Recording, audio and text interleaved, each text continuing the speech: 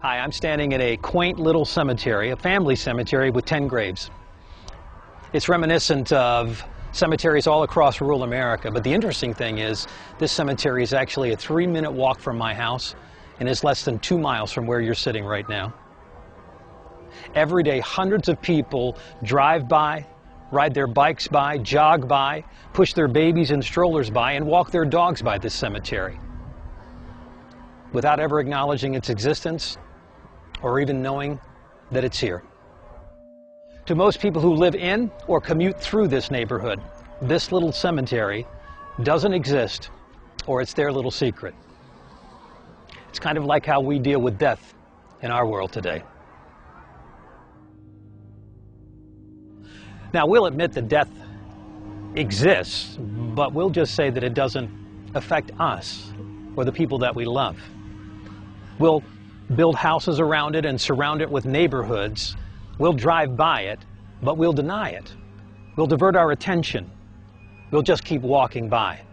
We'll even build a fence around death to keep it away from us. We stay busy. We stay on the move because we can't deal with death. We deny that it exists, just like the people in my neighborhood and this cemetery. We just keep it away. We don't let it become a part of us. We deny that it's really here. You can avoid cemeteries all you want to, but there comes a point in everybody's life when you can't deny that death exists. You're confronted by it, just like R.J. Wren was, at least his family was, in 1881. There was no denying it then. When confronted with it and no longer able to deny it, it comes at everybody's life at that point that we start asking the question, why? Why did it happen to me? Why did it happen to the people that I love? How does it make sense? And why does it have to exist at all? That's the age-old question, one that people have been asking since the beginning of time itself. Long ago, God answered that question, and He let us know why there was death. Paul writes about it in the book of Ephesians in chapter 2, and here's what he says. As for you, you were dead in your transgressions and sins, in which you used to live when you followed the ways of this world, and the ruler of the kingdom of the air, the Spirit who is now at work in those who are disobedient. All of us also lived among them at one time, gratifying the cravings of our sinful nature, and following its desires and thoughts. Like the rest, we were by nature objects of wrath.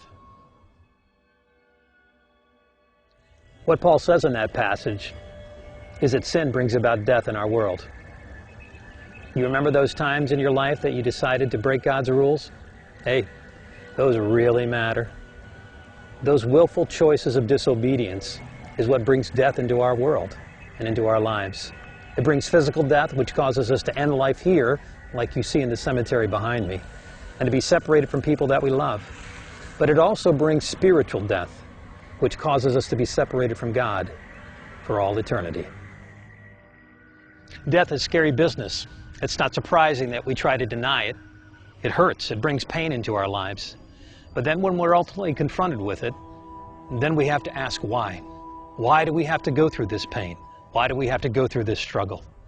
And then as we're going through it, we try to do our best to move to the next point.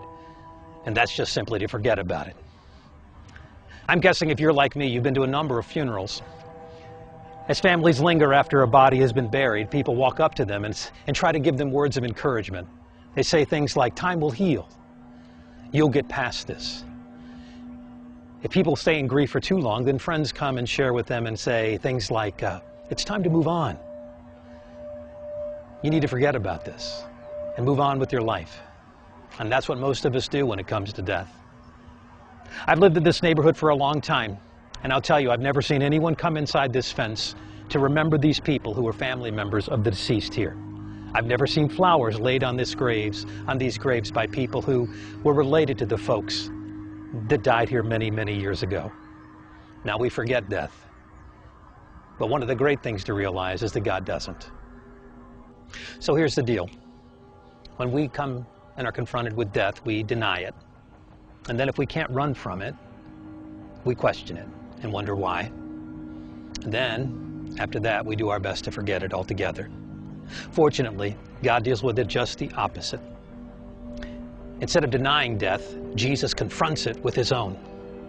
When questioned and wondering why there is death, God gives the ultimate answer, his own Son. Instead of forgetting those that are dead, God does everything within his power and beyond to make sure that we can live again.